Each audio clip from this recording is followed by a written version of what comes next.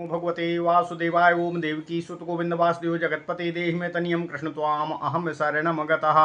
अथ श्री ब्रह्म वैवर्त पुराण चतुर्थ श्री कृष्ण जन्म खंड चतुश्चत्वारिंशो अध्यायः। महादेव का विवाह यात्रा तथा हिमालय कृत शिव स्तोत्र का वर्णन। ओम नमः शिवाय ओम नमः शिवाय। ओम नमो भगवते वासुदेवाय ओम देवकी सुत गोविंद वासुदेव जगतपते देहि में तनियम कृष्ण त्वाम अहम शरणम गतः।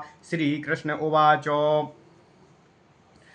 वसिष्ठस्य वचः श्रुत्वा सगणोऽपि हिमालयः विस्मितो भार्यया सार्धं जहास पार्वती स्वयं।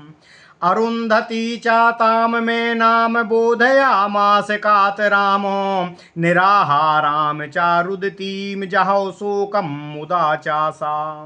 अरुन्धतीं भोजयित्वा बुभुजे भोगमुत्तमं सर्वं प्रहष्ट्रमनसा मङ्गलं चकार। शीलः संभृत संभारो वसिष्ठस्याज्ञया प्रिये पत्रं प्रस्थापयामास नानास्थानं त्वरान्वितः। ततः प्रस्थापयामास शिवं मङ्गलपत्रिकामो नानाप्रकार द्रव्याणि बाह्यानि चाचकारः। तण्डुलानां च शैलान्ये पृथुकानां च सुन्दरी तैलानां च घृतानां च दधनां वापीश्चकारः।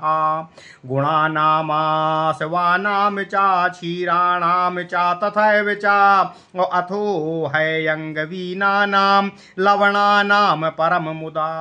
लड्डुकानां शर्कराणां स्वस्तिकानां तथैव च यावचूर्णादिपिष्टानां घृतपक्वानि तानि च।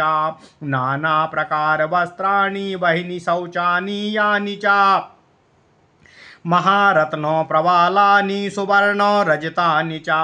द्रव्याण्येतानि शैलेन्द्रः कृत्वा सुविधिपूर्वकं मङ्गलं कर्तुमारेभे तत्रैव मङ्गले दिने। संस्कारं कारयामासु पार्वतीं पर्वतस्त्रियः स्नापयित्वा वस्त्रयुगं धारयामासुरासुताः। कारयित्वा सुवेशं च रत्नभूषणभूषितामो दर्पणं धारयामासुर्दुर्वाक्षतो समन्वितं। ददश्चालक्तकं चारुपदाङ्गुलिषु पादयो गण्डे पत्रावलीं रम्यां नेत्रे कज्ज्वलमुज्ज्वलं। कबरीं करयामासुरमालतीमाल्यवेष्टितामो पट्टसूत्रापि नद्धां च वामवक्त्रां मनोहरामो।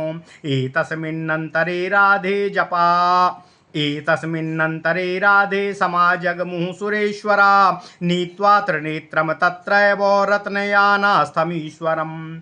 शैलः संभृत संभारान् सभासायितुमीश्वरानो शैलान् प्रस्थापयामास ब्रह्मण्डानपि पूजितम्। प्राङ्गणं कारयामास रम्भास्तम्भे समन्वितं पट्टसूत्रो सन्निबद्धो रसालो पल्लवान्वितः। ओम नमः शिवाय ओम नमः शिवाय ओम नमः शिवाय। फल पल्लव संयुक्त कलशैर्जल संयुत चंदना गुरु कस्तूरी सुचारु कुसुमान्वित। मालती माल्य संयुक्तं सुमनोहरं देवेश्वरान् पुरो दृष्ट्वा प्रणनामो हिमालयः। रत्नसिंहासनं दातुं प्रेरयामास किङ्करानो नारायणो हि भगवानुवासो पार्षदय सह। विनीतानन्दनात्तूर्णमवरुह्य चतुर्भुजः पार्षदैश्च रत्नभूषणभूषितः।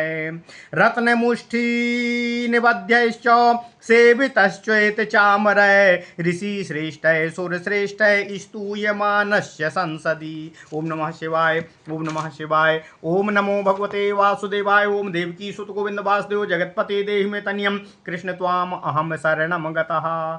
ईशाद्वास्य प्रसन्नास्यो भक्तानुग्रहकारकः उवास चा तदाभ्यासे ब्रह्मादेव गणैः सह ऋषयो मनुयश्चैव समूसुर्मङ्गले स्थले एतस्मिन्नन्तरे शम्भू और अवरुह्य रथा दहो रत्नासने समुत्तिष्ठन् दन्दर्श पर्वतालयं समाजगमुः शिवं द्रष्टुं शैलेन्द्रो नगरस्त्रियः वृद्धा बाला युवत्यश्च वस्त्राभरणभूषिताः और कश्चित् कज्जलहस्ताश्च वस्त्रहस्ताश्च काश्चन कश्चित् सिन्दूरहस्ताश्च कश्चित् कङ्कितकाकराः अवेशार्थभूषिताः कश्चित् नैवर्धभूषिता कश्चिन्निर्भूषिता कश्चित् सर्वाभरणभूषिता सर्वा आगत्य संस्तस्थुः सस्मिता पर्वतालये ऋषिकन्या देवकन्या नागकन्या मनोहरा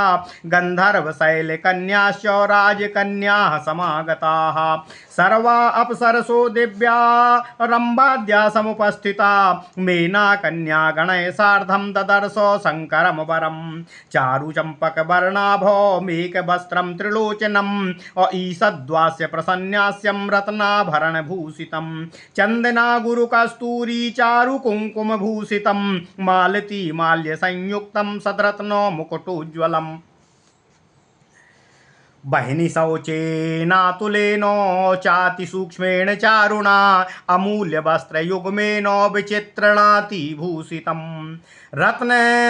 रत्नदर्पणहस्तं च कज्जलोज्ज्वललोचनं सर्वया प्रभयाच्छन्नमतीव सुमनोहरम् अतीव तरुणं रम्यैर्भूषिताङ्गैश्च भूषितं बिभ्रतं रूपमतुलं परमनारायणाज्ञया योगस्वरूपं योगे समयोगीन्द्राणां गुरोर्गुरुं स्वेच्छामयं गुणातीतं बाह्यब्रह्मज्योतिः सनातनम् अगुणभेदाङ्गद्रूप भेदं गुणभेदाङ्गरूपभेदं दत्तेऽनन्तमरूपकं तारणं तं भवस्थानां सृष्टिस्थित्यन्तकारणं वर्ण सर्वाधारं सर्वबीजं सर्वेशं सर्वबीजनं साक्षिरूपं निरीहं च परमानन्दमक्षरम् आद्यन्तमध्यरहितं सर्वाद्यां सर्वरूपकं दृष्ट्वा जामातरं मेना जहौ शौकं सुमुदान्विताः प्रशंसयुरेवत्यश्च धन्या धन्या सतीतिता दुर्गाम भाग्यवती ये तमुचुः काश्चन कन्यका कामेन कश्चित् कामान्यो मौनीभूताश्च स्तम्भिताः नादृष्टो वर इत्येवमस्माभिर्ज्ञानगोचरे कश्चिन्निमेषरहिता मूर्छामापुश्च काश्चन अनिनिन्दुः स्वरपतिं कश्चित् स्वेच्छां चक्रश्च काश्चन। ओम नमः शिवाय, ओम नमः शिवाय। ओम नमो भगवते वासुदेवाय। ओम देवकी सुत गोविंद वासुदेव जगत्पते देहि मे तनियम कृष्ण त्वाम अहम शरणम गतः। कश्चिद भावेन रुरुदुः पुलकाञ्चित विग्रहा और जगूर गंधर्व पतयोः नन्द्रतुश्चाप्सरो गणः दृष्ट्वा शंकर रूपं च प्रहष्टाः सर्वदेवताः नाना प्रकार वाद्यानि चारूणि मधुराणि च बादका वादयामासुर नाना शिल्पेन तत्र वै एतस्मिन्नन्तरे दुर्गा शैलान्तो पुरचारिका बहिश्चकार सदरत्नासनस्थां वस्त्रवेष्टितां कस्तूरी बिन्दुभिः चन्द्र सिन्दूरबिन्दुभूषितां बहिश्चकार सदरत्नासनस्थां वस्त्रवेष्टितां कस्तूरी बिन्दुभिः सान्द्र सिन्दूरबिन्दुभूषितां चारुचन्दन चन्द्रभां नम्रमाला स्थलोज्ज्वलां रत्नेन्द्रसारहारेण वक्षः स्थलविभूषितां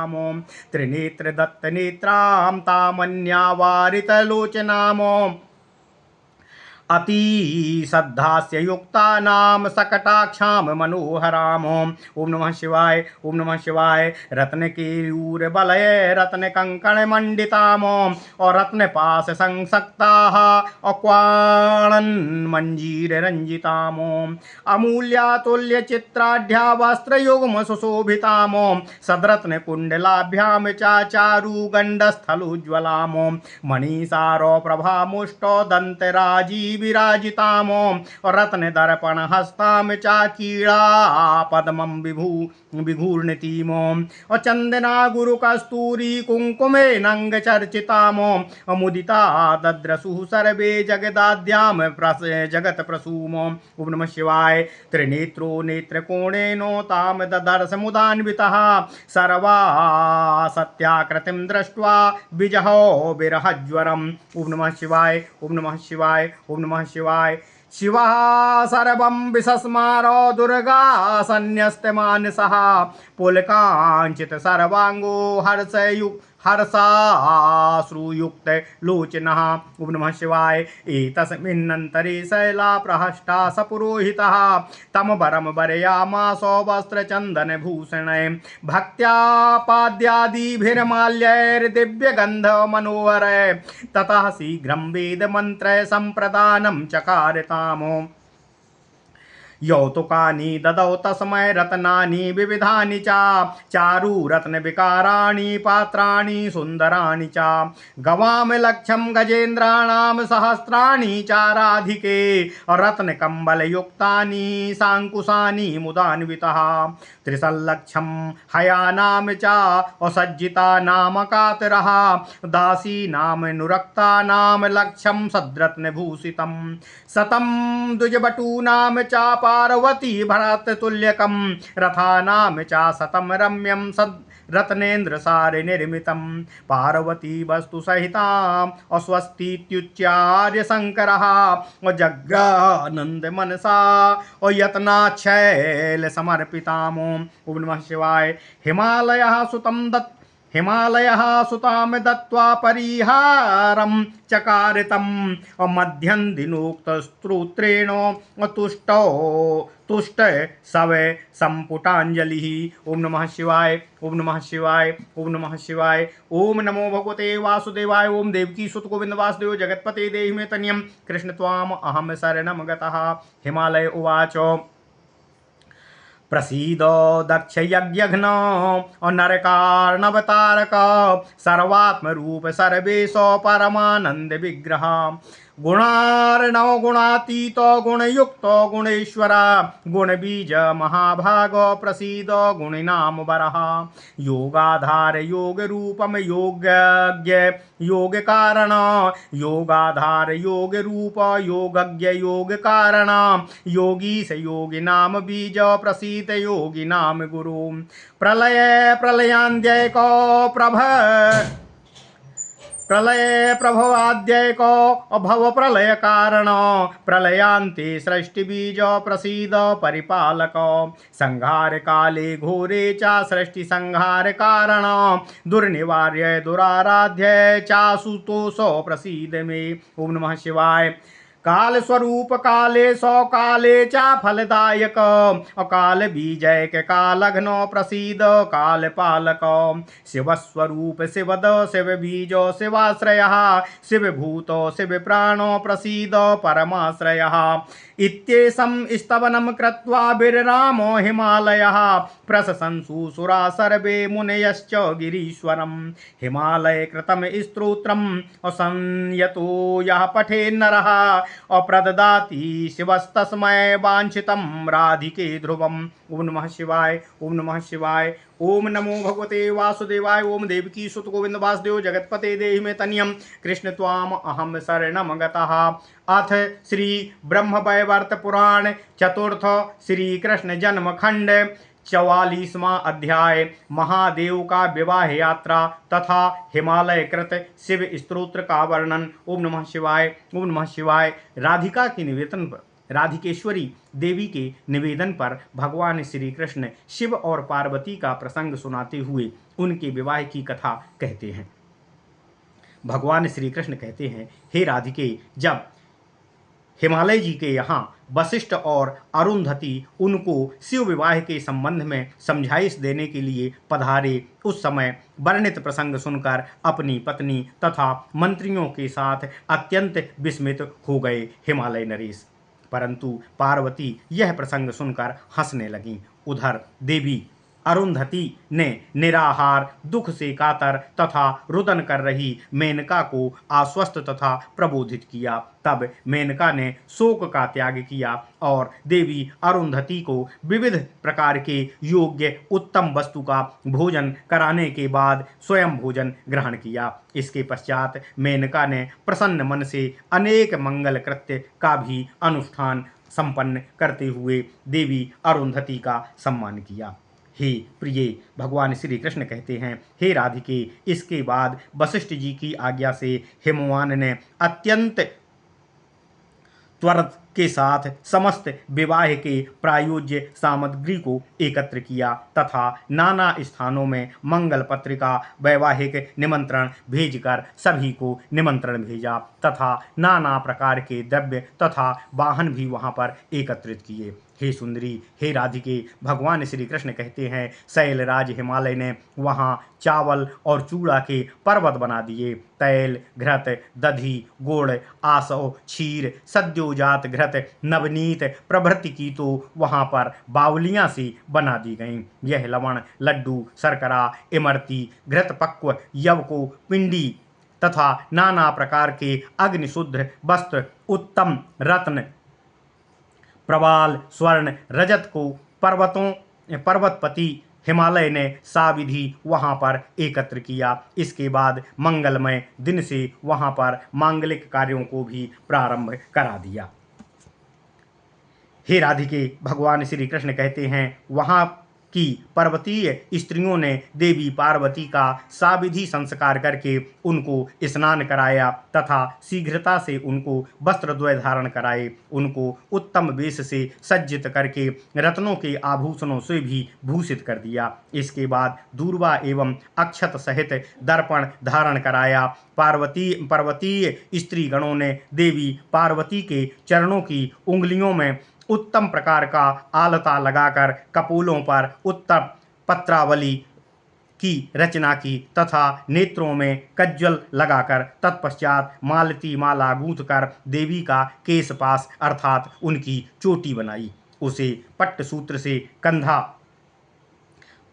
पट्टसूत्र से बांधा गया। हे राधिके, भगवान श्री कृष्ण कहते हैं, इस समय सुरेश्वर गण रत्नयान स्थित भगवान त्रिलोचन शिव जी को लेकर हिमालय के यहाँ पधारे। शैलराज हिमालय ने उनकी आगमनी के लिए पूजित ब्राह्मणगण तथा वार्ता में प्रवीण पर्वतों को उपयुक्त सामग्री के साथ आगवानी के लिए भेजा। भवन के प्रांगण को केले के स्तंभों से सज्जित कराया गया तथा रेशमी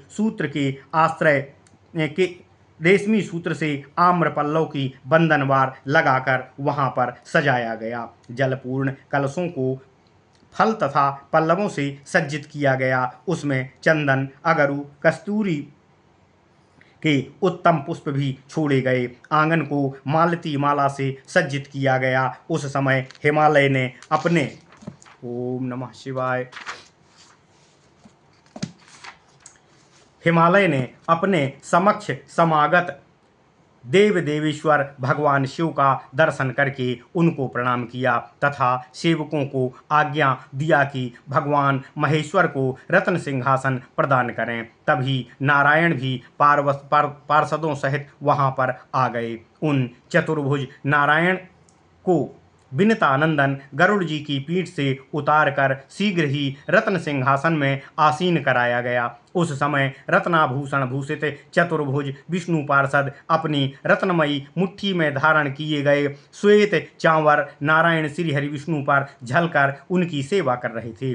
उस सभा में परम श्रेष्ठ ऋषिगण तथा प्रधान देवतागण नारायण देव की स्तुति कर रहे थे। भगवान नारायण का मुख कमल उस समय मृदु मुस्कान युक्त तथा सुप्रसन्न था। वे भक्तों पर अनुग्रह करने वाले देव उस सभा में अवस्थित हो गए थे। नारायण देव के निकट ही देवगण के साथ पितामह ब्रह्मा भी वहां पर आसनासीन हो गए थे। समस्त ऋषि तथा मुनि वृंद भी वहां पर उस मंगलमय स्थल पर बैठ गए। इसके पश्चात शिव जी भी अपने रथ से नीचे उतरे। उन्होंने रत्न सिंहासन पर बैठकर पर्वतालय को देखा। तभी शिव को देखने के लिए वहां हिमालय नगरी की स्त्रियां भी आ गईं।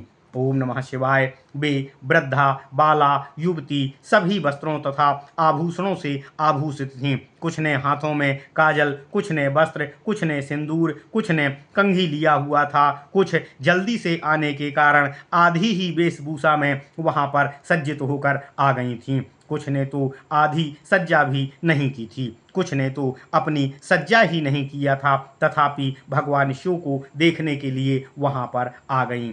आगे शीघ्र ही आने की होड़ में सभी केवल आभूषणों को ही धारण कर लिया। वे सभी पर्वतराज के भवन में तनिक हंसती हुई सी आईं। वहां पर स्त्रियां ऋषियों, देवताओं, नागों, गंधर्वों तथा पर्वतों एवं नृपतियों को भी सुंदरी कन्याएं आ गई थीं। वहां सभी रंभा आदि दिव्य अप्सराएं भी आ गई थीं। मैना ने भी अपने यहाँ की कन्याओं के साथ दूल्हा बने भगवान शिव का दर्शन किया। वे महेश्वर उत्तम चंपा पुष्पवत वर्ण वाले, एक मुख, त्रिनेत्र, तनिक मुस्कुराते हुए से प्रसन्न मुख, रत्नाभरण से भूषित थे। वे चंदन, अगरू, कस्तूरी तथा उत्तम कुंकुम वेश से चर्चित अंग वाले, मालती माला युक्त उत्तम रत्नों से निर्मित उज्ज्वल मुकुटधारी थे।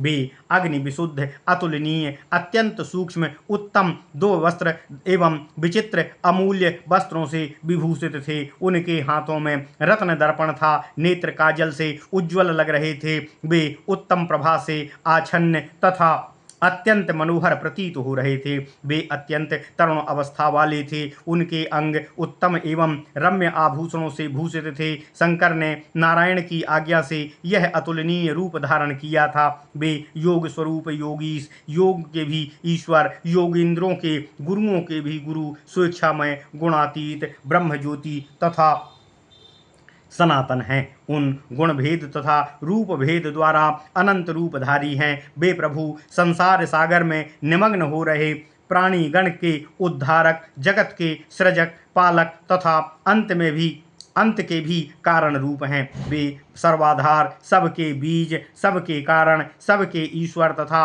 सर्वरूप हैं। ऐसे जामाता रूपी भगवान शिव को देखकर मेनका हर्षित हो उठी। उन्होंने समस्त शोक का त्याग करके अब मुदित मन से आगे के कार्यों को संपन्न किया।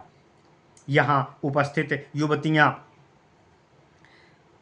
पार्वती को धन्य धन्य कहने लगीं। कतिपय कन्याओं ने उन दुर्गा देवी को भाग्यवती कहा। शंकर को देखकर अनेक कामिनी स्त्रियां काम भाव के कारण स्तंभित तथा मौन हो गईं। कुछ कहने लगीं कि हमने यावत जीवन ऐसा वर नहीं देखा। कुछ कन्याएं भगवान शिव जी को एकटक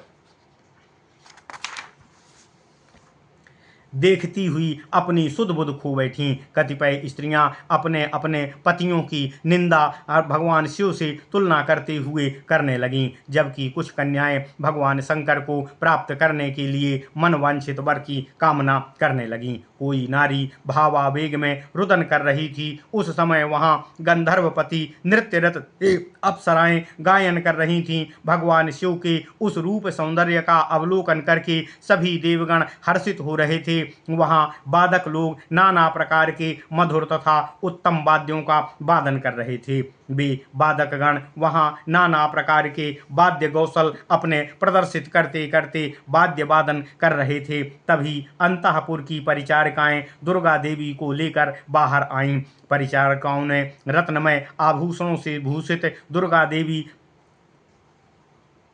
को रत्न निर्मित तथा वस्त्रों से सज्जित आसन पर आसीन कराया। देवी पार्वती का मुखमंडल कस्तूरी तथा सिंदूर की बिंदियों से आभूषित था। उनका भाल प्रदेश उत्तम चंदन से चर्चित था तथा चंद्रमा के समान आभा से युक्त तथा किंचित झुका हुआ सा था। उसकी अत्यधिक शोभा हो रही थी। उत्तम रत्नों के सार से निर्मित हार उनके वक्ष स्थल पर विभूषित हो रहा था। भगवती की दृष्टि त्रिलोचन महादेव की ओर थी, जिनको वे अपने नेत्र के कोनों से निरंतर देखती जा रही थीं। वे अन्य किसी भी ओर नहीं देख रही थीं। देवी दुर्गा का मुख मंद मुस्कान से अत्यंत आभापूर्ण लग रहा था। वे भगवान शिव के प्रति कटाक्ष करती हुई अत्यंत मनोहर लग रही थीं। उनके दोनों हाथों में रत्न निर्मित केयूर तथा रत्न कंकण सज्जित थे। कानों में पहना हुआ कुंडल द्वय गालों तक लटकता हुआ शोभायमान हो रहा था। उन्होंने रत्नों से बनी करधनी तथा कंकण शब्द युक्त मंजीर पहन रखी थी। देवी की दंत पंक्ति मणियों के सार भाग को भी की शोभा को भी हरण कर लेने वाली थी। उनके एक हाथ में देवी पार्वती के एक हाथ में रत्नमय दर्पण था। भगवती दूसरे हाथ में क्रीड़ा कमल लिए हुए उसे घुमा रही थीं। देवी के अंग चंदन अगरु कस्तूरी तथा कुंकुम के विलेपन से युक्त थे। देवी ने अतुलनीय रूप से चित्रित अमूल्य वस्त्रद्वय धारण किया हुआ था, जिससे देवी की मनोहर शोभा परिलक्षित हो रही थी। वहां उपस्थित सभी लोग जगत की आद्या शक्ति रूपा जगत माता का दर्शन आनंद के साथ कर रहे थे। त्रिलोचन देव भी हर्षित होकर उनको अपने नेत्र के कोणों से बार बार देख रहे थे। शिव देवी पार्वती और भगवान शिव का समस्त रूप सती की आकृति के ही समान था। यह देखकर भगवान शिव का सती विरह ज्वर तत्काल ही दूर हो गया था। इस कारण अब भगवान शिव सब कुछ भूल गए थे। उनका मन पूर्णतः दुर्गा देवी अर्थात पार्वती में ही संसक्त हो गया था। उनका शरीर पुलकित हो गया था। नेत्रों से प्रेमाश्रु बहने लगे थे। तभी वहां अत्यंत हर्षित मन से पर्वतराज अपने पुरोहितों के साथ पधारे। उन्होंने चंदन आभूषण पाद्य माला एवं दिव्य मनोहर गंध भगवान शिव को दिया तथा इस प्रकार हिमालय ने भगवान शिव का वर रूपेण वर्ण किया। उन्होंने भगवान शिव की इस प्रकार अलंकृत करके शीघ्र वेद मंत्रोच्चारण के साथ उनके हाथों में अपनी कन्या देवी पार्वती का हाथ दिया। हे राधिके, भगवान श्री कृष्ण कहते हैं, हर्षोत्फुल्ल पर्वतराज हिमालय ने मुक्त हस्त से भगवान शिव को विविध रत्न निर्मित सुंदर पात्र आदि 1,00,000 गौ, हजारों गजेंद्र जो रत्नमय कंबल तथा अंकुश युक्त थे, सज्जित 3,00,000 अश्व श्रेष्ठ रत्नों से सज्जित अनुरक्त लाखों दासियां पार्वती देवी को कनिष्ठ भ्राता ऐसे प्रिय 100 ब्राह्मण बटु श्रेष्ठ रत्नों से निर्मित 100 अत्यंत सुंदर रथ भी प्रदान किए। भगवान शिव ने शैलराज का प्रेम पूर्वक प्रदत्त दिव्य समूह को तथा देवी पार्वती को स्वस्ति शब्द कहकर मन से उच्चारण करके यत्नतः उन सबको ग्रहण किया। ओम नमः शिवाय, ओम नमः शिवाय। इसके बाद हिमवान ने अपनी कन्या प्रदान करने के उपरांत मध्यम दिन शाखा में कहे गए स्तोत्र से विनय पूर्वक करबद्ध होकर भगवान शिव जी की स्तुति की। हिमालय भगवान शिव की स्तुति करते हुए कहते हैं, हे दक्ष यज्ञ को भंग करने वाले, नरक सागर से उत्तीर्ण करने वाले, सर्वात्व स्वरूप सर्वेश्वर, आप परमानंद विग्रह हैं। हे शिव, आप गुणों के सागर हैं, गुणातीत हैं, गुण युक्त हैं, गुणेश्वर हैं तथा गुणों के मूल कारण रूप एवं गुणियों में सर्वश्रेष्ठ सर्वप्रधान हैं। हे महाभाग, मुझ पर आप प्रसन्न होने की कृपा करें। आप योग के आधार हैं, योग रूप हैं, आप योग वेत्ता और योग कारण हैं। आप योगीश्वर हैं तथा योगीशों के भी बीज मूल कारण रूप हैं तथा योगियों के गुरु हैं। आप मुझ पर प्रसन्न होने की कृपा करें।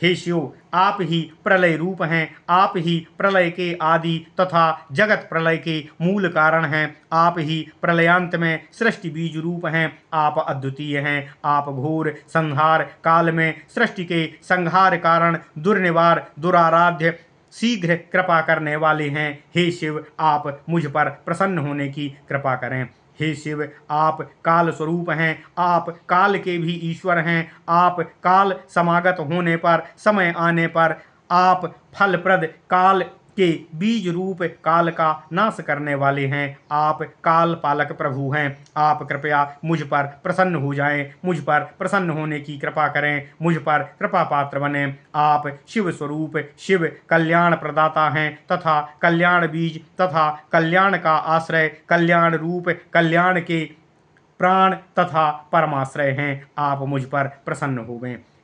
यह स्तवन करके हिमालय मौन हो गए। तभी सभी देवताओं तथा मुनिगणों ने भगवान शिव की प्रशंसा की।